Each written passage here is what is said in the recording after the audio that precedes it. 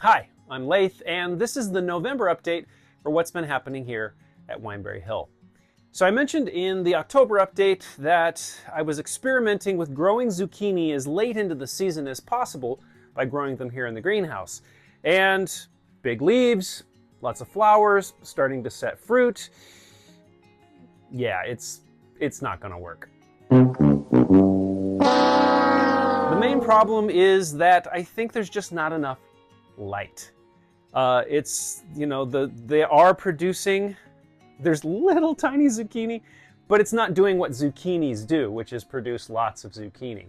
So the plants are taking up lots of space, they're putting lots of shade and covering lots of the other plants in the bed, and they're not really producing. So they're gonna have to go. But that's okay. I've mentioned it before, and you'll hear me say it many times again in the future. I try to make new mistakes. I'm trying to get as many of my gardening and animal husbandry mistakes out of the way so that I can make new mistakes in the future.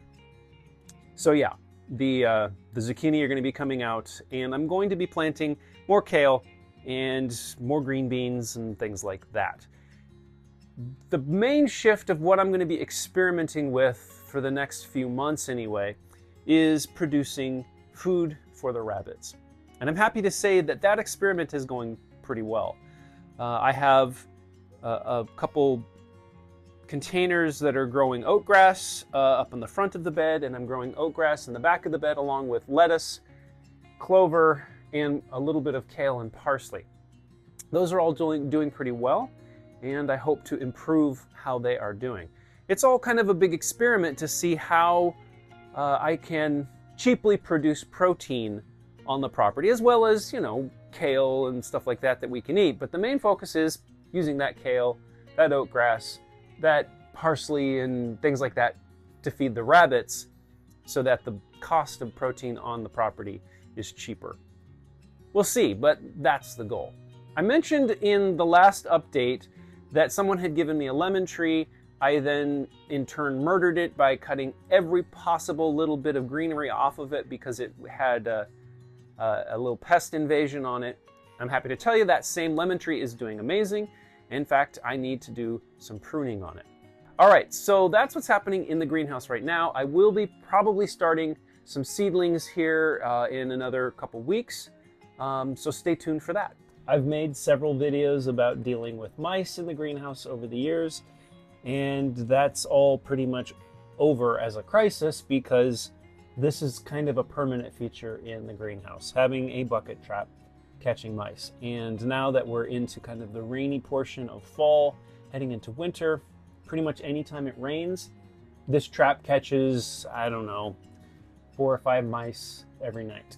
So since I have installed this trap, I use peanut butter to distract them. They end up in the trap. They don't mess with my garden. One quick note, what I've been doing with the oatgrass is once it gets about 6 inches tall, I've been cutting it and then drying it in the air dryer because the basement is a pretty dry location. I have the dehumidifier running down there. I also have my leaf hay drying down there. And so I am stocking up on dried oatgrass, which is a great protein source for rabbits. I have a number of projects in mind for 2025.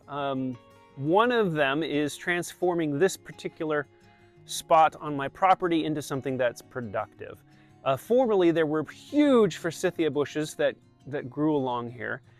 I have been mentioning in previous updates that I have been drying all of that forsythia that I removed so that I can feed it to my rabbits. So they're happy about that. I am going to need to figure out what it means to transform this particular spot on my land and to do it safely, because there is some supporting aspects to the way that it is shaped to hold the hillside together. So I'm going to need to be smart how I do it. Regardless, I would like to have raised beds of some sort. I'm going to need to kind of make it easier to walk back here. So stay tuned for more updates on that. So I mentioned in the last update that the chickens are no more because I want to change how I do chickens. And so this means I'm really rethinking everything about how I'm doing chickens. It gets down to even the quality of the soil around and in the chicken enclosure, the plants I grow in and around the chicken enclosure, the design of the chicken enclosure, pretty much a rethink of everything having to do with chickens, including, well, I'll save that. I have an update coming up probably in a couple weeks about that whole project. It's going to be a big project. And to get it started, because I have a YouTube channel, I needed to have a camera in place. And so I set up a camera that will track the progress of that project. So stay tuned for probably 3 or 4 videos about changing how I do chickens. And finally, that leads me over here to the rabbit village. I had mentioned previously that this doe seemed like she was pregnant. She was nesting, she was doing all the things she should do, and she'd had, you know, when I mated her with my buck, there was 3 successful fall-offs. It seemed good. The process of getting there was a little bit challenging. She wasn't lifting very much. She was resisting a little bit. Well, it turns out she wasn't pregnant. It was a false pregnancy. So once I was sure it was in fact a false pregnancy, I rebred her, and that time was different. She clearly understood what was happening, and she was on board. And she lifted differently. I don't know how to describe it other than that. She very clearly was cooperating in the process. So it's possible that she is now pregnant. We'll know next week. I think that's right, the first week in December, if she is in fact pregnant.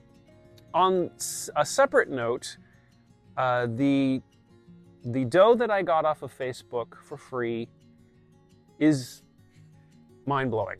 She is this vigorous, superb specimen of a rabbit. She knew exactly what needed to be done when I put her in with my buck. She delivered her kits last week. They are really big kits, and she's an amazing mom.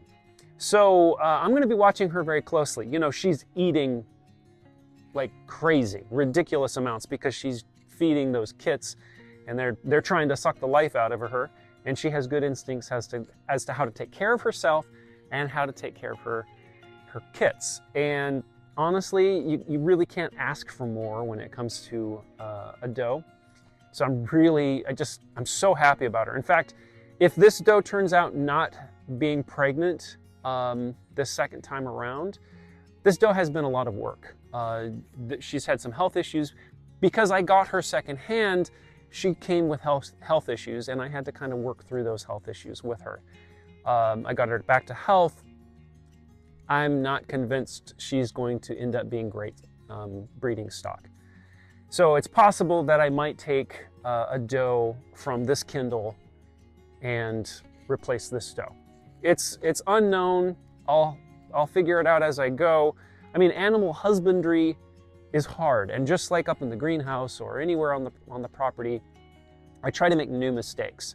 So I think I'm in the midst of doing one or the other, making a new mistake or doing something right. We'll see. The kits will be ready to be transferred into the grow out hutches pretty soon. So that's something I'm going to need to do to make sure that they're ready, because it's going to be winter when they're ready to move. Fear not, rabbits actually prefer cold weather. It was chilly yesterday. It was in the 40s, and my rabbits were overheating. I had to put shade cloths on the hutches because they were miserably hot. So don't worry about rabbits when it comes to cold weather. They are in their element when they're in cold weather. Okay, so that's the update for November, things I've been working on. And I have a lot of projects that I'm going to be taking on in the next month and then on into 2025. So as always, thank you so much for doing all that YouTube stuff, the commenting and that. As well as, if you liked this video, you might like these.